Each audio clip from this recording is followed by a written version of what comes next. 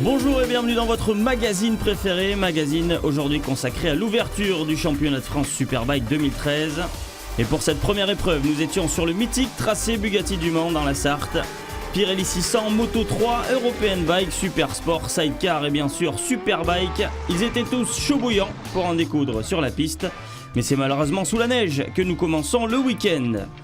Le nouveau programme des week-ends Superbike prévoit 2 journées identiques le samedi et le dimanche, qualif le matin et course l'après-midi. Et à cause des conditions climatiques, nous apprenons que la journée complète du samedi est annulée. Explication du nouveau président de la commission de vitesse de la FFM, M. Patrick Coutan. Samedi matin, hélas, pour le début du championnat de France Superbike, eh bien, la neige était au rendez-vous. Et les motos de vitesse sur la neige, c'est pas vraiment ce que l'on attend et on ne pouvait pas rouler. Il faisait moins de 1 degré au sol, il neigeait. Donc la journée a été tronquée complètement puisque on a reculé. Puis au bout d'un moment, on ne peut pas garder les pilotes sous pression pour être prêt à démarrer quand on a une accalmie. Début d'après-midi, il faisait encore très froid, la piste était vraiment très humide et il a été décidé d'annuler cette journée. Et le temps est toujours aussi froid le dimanche matin. Les qualifs normalement prévus dès 8h30 sont réduites à de simples warm-up. Les grilles de départ des courses se feront à partir des temps réalisés par les pilotes lors des essais libres du vendredi. Les premiers à prendre la piste à 11h sont les sidecars qui ont bien voulu décaler leurs horaires de roulage afin de réchauffer et d'assécher la piste pour les pilotes moto standards qui leur succéderont. Sur la grille, nous retrouvons les jeunes bretons Huette et Harifon en pole position dans le side numéro 56 devant les champions 2007, Le Bail et Chéniaud dans le magnifique side 99. Malgré un très bon départ de Brunazzi et Girondo, Huette et Harifon restent en tête. Les jeunes profitent d'une lutte derrière eux pour creuser un petit écart sur Le Bail et Chéniaud. Et à la fin du premier tour, les champions en titre sont 7e alors qu'ils étaient partis à la 23e place. Ils arriveront même à accrocher la 3e place dès le 4e tour, derrière Le Bail Chéniaud. Et Huette et Harifon toujours en tête. 3 tours plus tard, Delannoy et Lavorel passent 2e, mais n'arriveront pas à passer en tête. Huette et Harifon s'imposent donc devant Delannoy, Lavorel et Le Bail Chéniaud.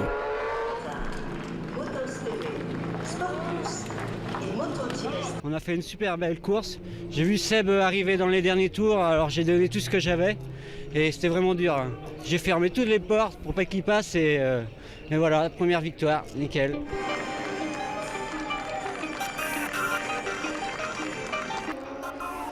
Et vient alors l'heure des 600 Pirelli avec le départ de Thibaut Bertin, champion 2012, et Kevin Zalaï, 2e l'an dernier, tous deux partis en Super Sport.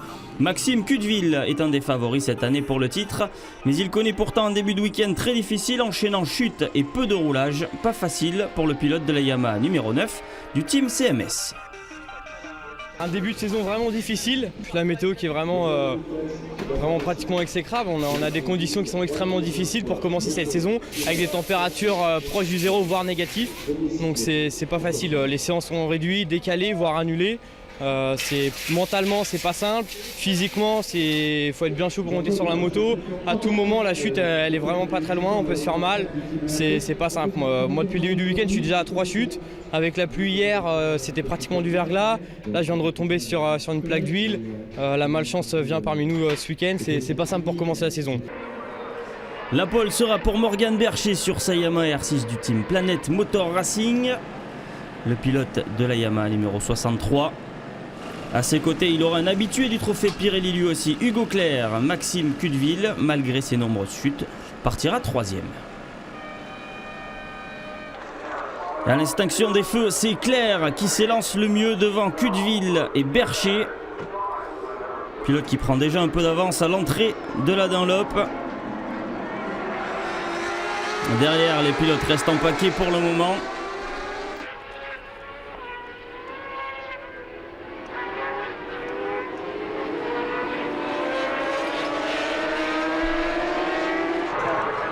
Et après 5 tours, Bercher passe en tête devant Clerc et Cudeville.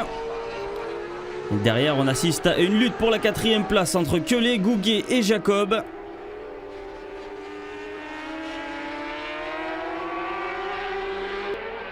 Maxime Cudeville s'empare de la 2e place à la mi-course.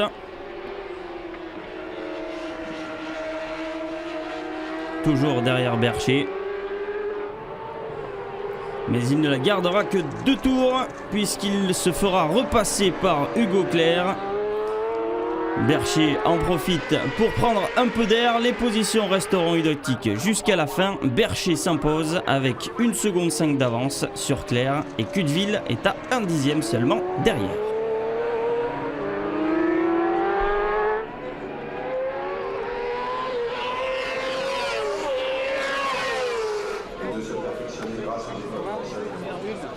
Oui, un départ en pôle, effectivement. On a fait de bons essais déjà dès le vendredi, ce qui a porté ses fruits puisque les qualifications étaient annulées. Donc de beaux réglages ont été apportés à la moto, donc c'est très bien. Après une course, un départ correct. Je voulais prendre la tête mais pas tout de suite. Je savais que j'étais plus rapide qu'eux. Donc j'ai attendu, voir un peu jauger les autres. Et quand j'ai pris l'ascendant sur Hugo, j'ai mené ma course comme je faisais vendredi et il n'y a pas eu trop de problèmes. Un rapide coup d'œil sur le classement général de ce trophée Pirelli.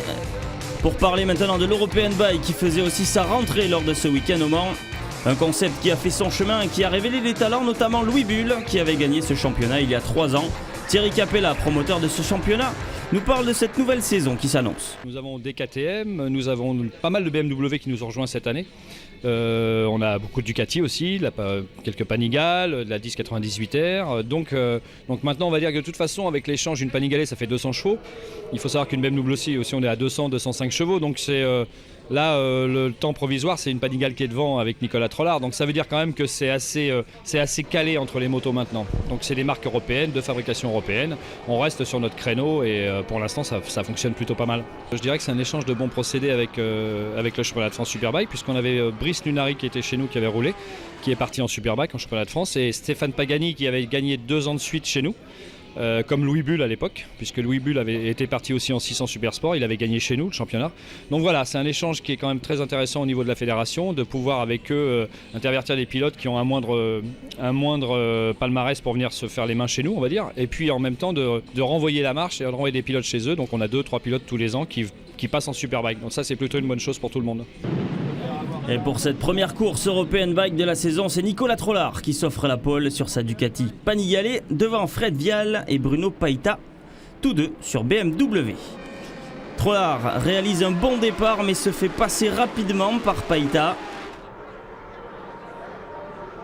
Et le pilote de la BMW numéro 10 qui s'installe en tête dès le premier tour.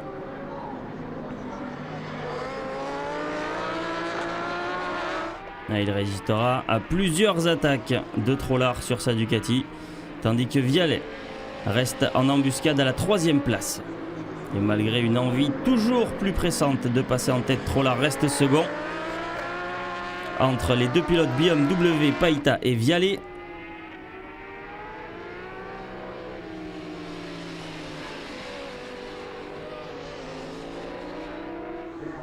Alors que derrière ça se chamaille entre Idress, Amalric, Emonin et Pavio pour le gain de la 5e place.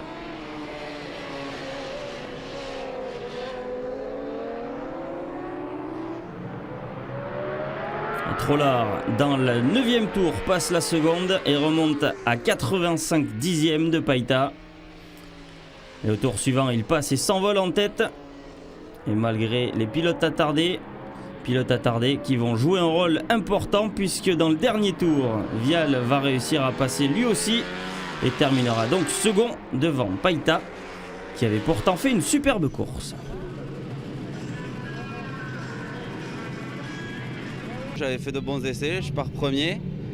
J'ai vu Bruno partir devant moi, il est roulé.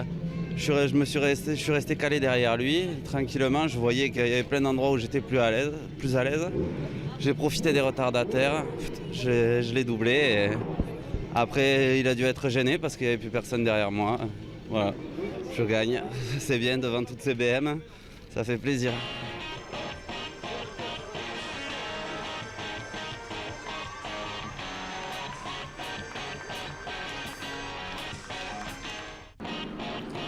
Et le président de la FFM, Jacques Boll, avait bien entendu fait le déplacement pour cette première épreuve de la saison de Superbike 2013. Malgré le froid, le président était ravi de cette première journée de championnat.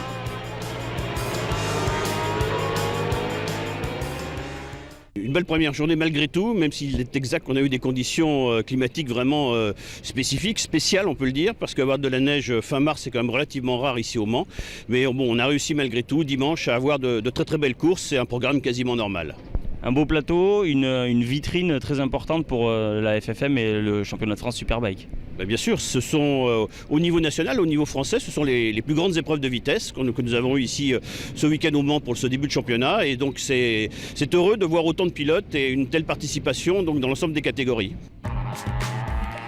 Les jeunes loups de la catégorie Moto 3 étaient eux aussi de sortie ce week-end avec les départs de Robin Rennes et Jules Danilo, les deux principaux acteurs de la saison dernière. La place est libre. Cependant, lors de cette épreuve, les frères Danilo étaient présents et Jules roulait en wildcard. Nous avons pris des nouvelles aussi de Simon après sa grosse chute l'an dernier à Brno en Rookie Cup et les nouvelles sont plutôt bonnes.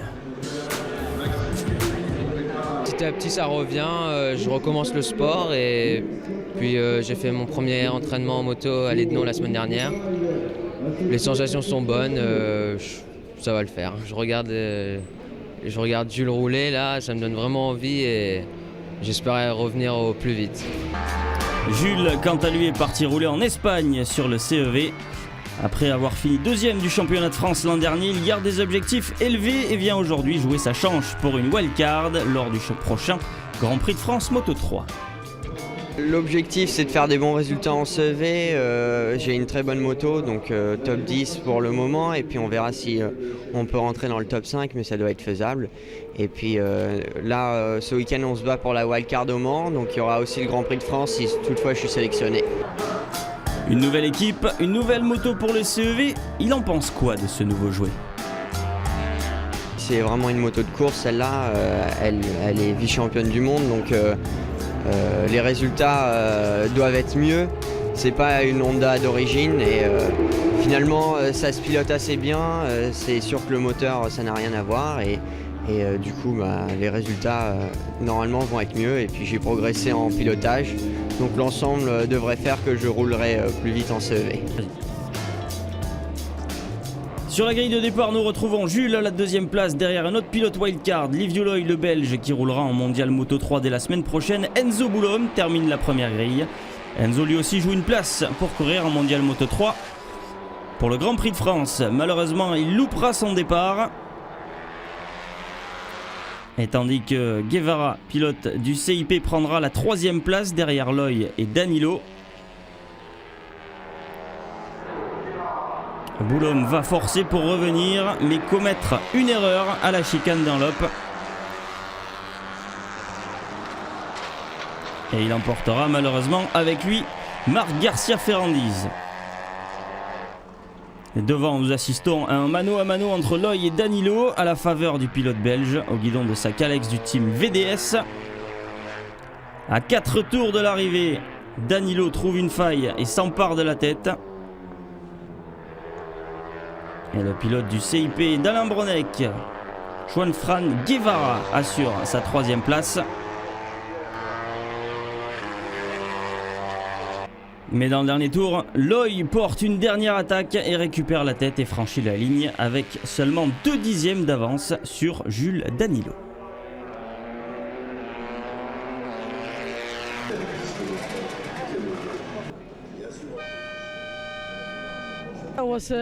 Voilà, c'était une belle course, j'ai juste eu un petit problème de pot d'échappement qui m'a empêché d'aller plus vite. Je gagne en réussissant à passer juste à la fin, donc c'était génial.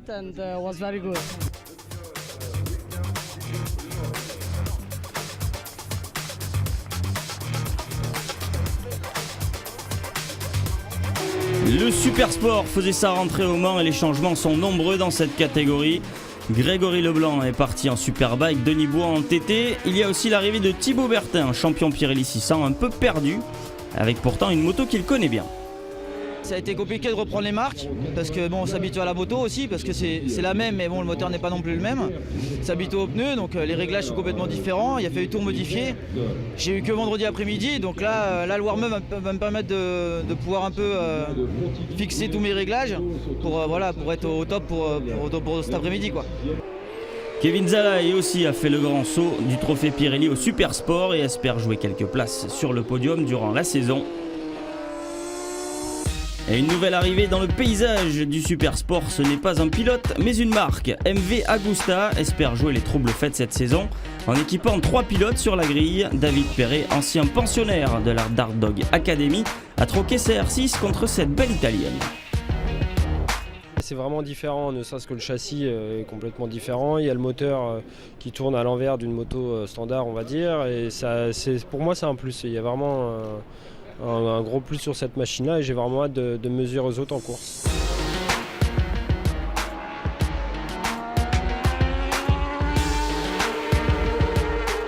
L'année dernière, j'ai fait 4e au championnat. Je m'attendais vraiment à faire mieux suite à mes résultats. J'ai eu vraiment j'ai pas eu de chance quoi, carrément et après cette année on a vraiment mis tout en œuvre pour faire une belle saison et pour essayer d'être à la hauteur des pilotes officiels quoi. Vient le moment de la grille avec la pole position pour Nicolas Salchaud sur sa Kawa du team Airbike. Mathieu Ginès est deuxième devant Kevin Longaret.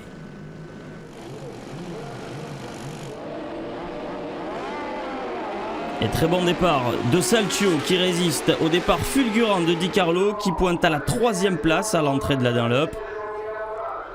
Ginès a manqué son départ et tente de remonter.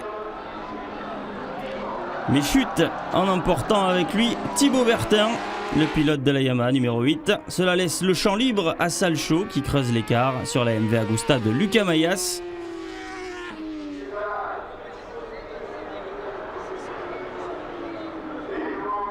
Et Valentin Debise, parti 20e sur la grille, pointe déjà à la 3e place malgré son pied cassé. Mais le spectacle aura lieu derrière le trio de tête. Une grosse bagarre s'engage entre David Perret, Tangre, Chevrier, Di Carlo et Zalaï pour la 4e place. La MV Agusta est très agile et Perret surmotivé.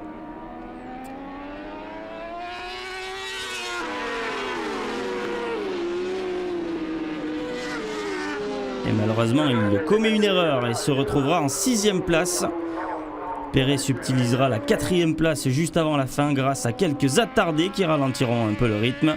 Au final, c'est donc Salchaud qui s'impose devant Mayas et Debise monte sur la 3e marche du podium. C'est une course idéale, quoi. Voilà, ça s'est très bien passé. Bon, les adversaires aujourd'hui étaient moins là. Donc moi ça m'a permis de mettre des points et c'est ce qui est bien. Et puis voilà, une victoire au Mans, c'est toujours sympa. Donc voilà, très content, très heureux de cette course.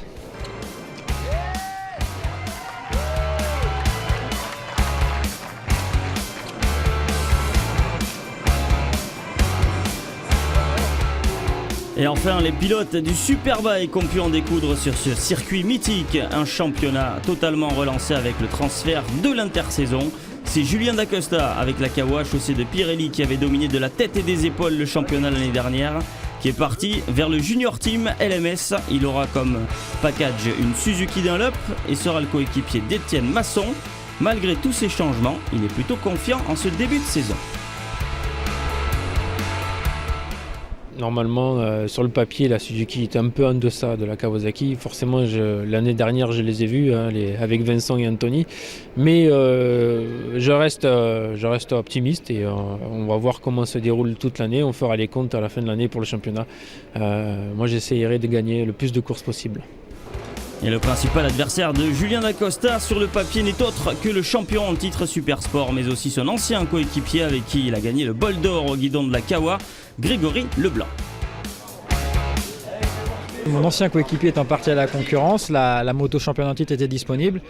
Donc avec mon team manager, on a décidé de passer en 1000, ce qui était un choix logique. Donc voilà, je récupère la moto championne, le meilleur team, la meilleure moto. Donc tout est réuni pour faire une belle saison et jouer le titre aussi cette année avec cette ZX d'Isère.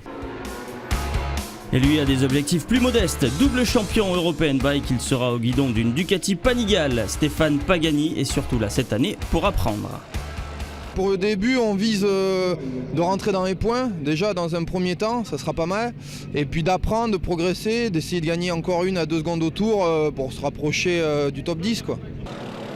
Et lors des essais, c'était justement Grégory Leblanc qui avait fait le meilleur temps. Il partira donc en pole devant Julien Dacosta sur sa Suzuki. Étienne Masson, son coéquipier, termine cette première ligne. Stéphane Pagani partira 17e avec sa Panigale. Et un très bon départ de Masson qui vire en tête à la chicane d'Unlop. Mais Dacosta ne va pas le laisser partir et il repasse en tête autoritairement. Leblanc est 3e.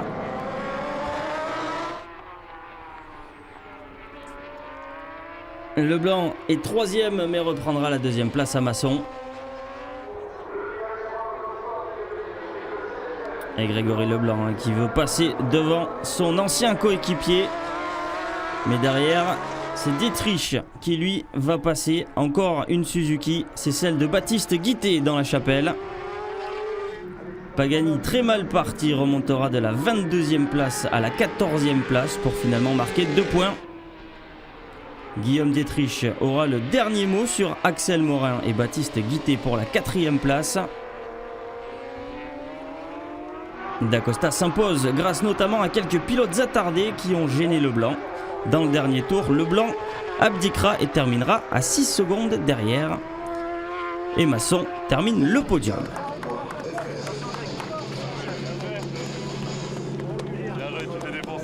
Vu les conditions difficiles qu'on a eues en début de semaine, je manquais cruellement de roulage sur la moto.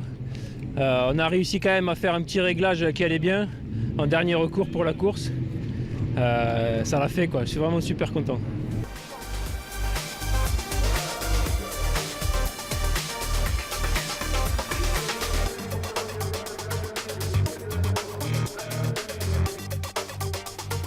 Et voilà, c'est fini pour cette première manche du championnat de France Superbike 2013, malheureusement tronquée à cause de la neige. Rendez-vous très vite pour la seconde manche qui, elle, aura lieu à Nogaro le 28 avril prochain.